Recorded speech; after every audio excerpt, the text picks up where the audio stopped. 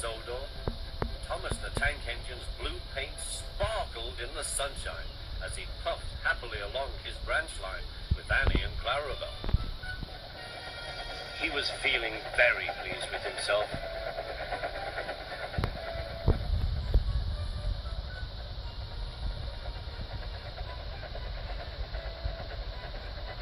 Hello, Thomas, whistled Percy. You look splendid. Yes, indeed, boasted Thomas. Blue is the only proper color for an engine. Oh, I don't know. I like my brown paint, said Toby. I've always been green. I wouldn't want to be any other color either, added Percy. Well, anyway, huffed Thomas, blue is the only color for a really useful engine. Everyone knows that. Percy said no more. He just grinned at Toby. Later, Thomas was resting when Percy arrived. A large hopper was loading his freight cars full of coal. Thomas was still being cheeky. Careful, he warned. Watch out with those silly cars. Go on, muttered the cars. And by the way, went on Thomas, those buffers don't look very safe to me. The last load poured down. Help! Help! Cried Thomas. Get me out! Percy was worried. He couldn't help laughing. Thomas's smart blue paint was covered in coal dust from smoke box to bunker. Ha ha, chuckled Percy. You don't look really useful now, Thomas. You look really disgraceful. I'm not disgraceful, choked Thomas. You did that on purpose. Get me out.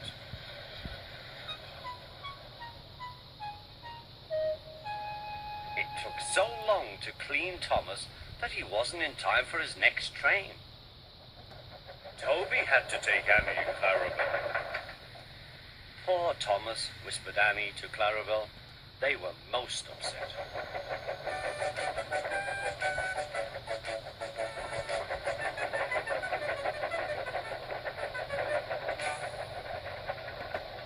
Thomas was grumpy in the shed that night. Toby thought it a great joke, but Percy was cross with Thomas for thinking he had made his paint dirty on purpose. Fancy a really useful blue engine like Thomas becoming a disgrace to Sir Topham Hatt's railway.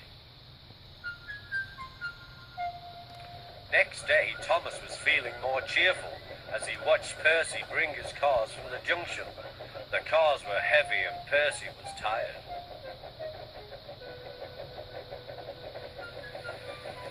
Have a drink, said his driver, then you'll feel better. The water column stood at the end of the siding with the unsafe buffers. Suddenly, Percy found that he couldn't stop. The buffers didn't stop him either. Oh, wailed Percy, help! The buffers were broken and Percy was wheel deep in coal. It was time for Thomas to leave. He had seen everything. Now Percy has learned his lesson too, he chuckled to himself.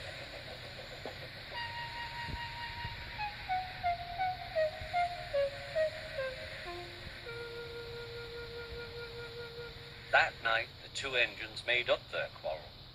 I didn't cause your accident on purpose, Thomas, whispered Percy. You do know that, don't you? Of course, replied Thomas, and I'm sorry I teased you. Your green paint looks splendid again, too. In future, we'll both be more careful of coal.